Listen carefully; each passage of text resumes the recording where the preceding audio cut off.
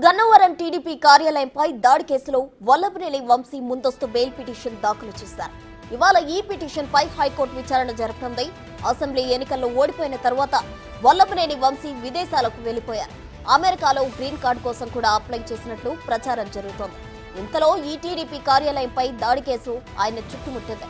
ఇవాళ విచారణ జరిపిన తర్వాత న్యాయస్థానం ఆయనకు బెయిల్ మంజూరు చేస్తుందా లేదా చూడాలి.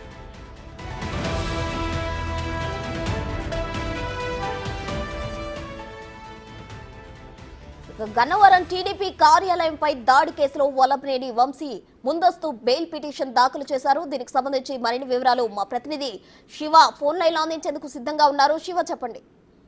ప్రస్తుతం మొత్తం మీద చూస్తుంటే తెలుగుదేశం పార్టీ గన్నవరం నియోజకవర్గ కార్యాలయంపై దాడి ఘటనకు సంబంధించి కూడా వల్లభనేని వంశీపై కూడా ఇటీవల కాలంలో పోలీసులు కేసు నమోదు చేశారు. ఆయనపై కేసుతో పాటు SC/ST అట్రాసిటీ హత్యా ప్రయత్నం కేసు కూడా నమోదైంది. పోలీసులు ఇప్పటికే దీనికి సంబంధించి విచారణ ప్రారంభించారు. ఆయన కోసం గాలింపు చర్యలు చేపట్టారు. అయినప్పటికీ ఆయన అందుబాటులోకి రాలేదని చెప్పి సమాచారం అందుతుంది. ఈ నేపథ్యంలో అతనికి విదేశాలకు వెళ్లాడనే సమాచారంతో లుకౌట్ నోటీసులు కూడా పోలీసులు జారీ చేసిన సంఘటన కనిపించింది. అయినప్పటికీ ఆయనకు సంబంధించి ఆచూకీ లభించలేదు. మరొక వైపు ఈ రోజు ఏపీ హైకోర్టులో ఆయన ముందస్తు బెయిల్ పిటిషన్ ఒకటి దాఖలు చేశారు. పిటిషన్ విచారణకు స్వీకరించిన ధర్మాసనం మధ్యాహ్నం ఈ బెయిల్ పిటిషన్ పై విచారణ చేపట్టే అవకాశం కనిపిస్తా ఉంది. అయితే గన్నవరం తెలుగుదేశం పార్టీ కార్యాలయానికి సంబంధించి జరిగిన దాడిలో వంశీకి బెయిల్ ఇస్తారా లేదా అనే ఉత్కంఠ అయితే కొనసాగుతా ఉంది. ఇప్పటికే ఈ కేసుకు సంబంధించి 1 నుంచి 14 మందిని పోలీసులు అరెస్ట్ చేశారు. మొత్తం 71 మంది నిందితులు గుర్తించారు. వంశీని A71 గా గుర్తించిన నేపథ్యంలో ముందు వారికి బెయిల్ రాని నేపథ్యంలో చివరి వారికి బెయిల్ వస్తుందా లేదా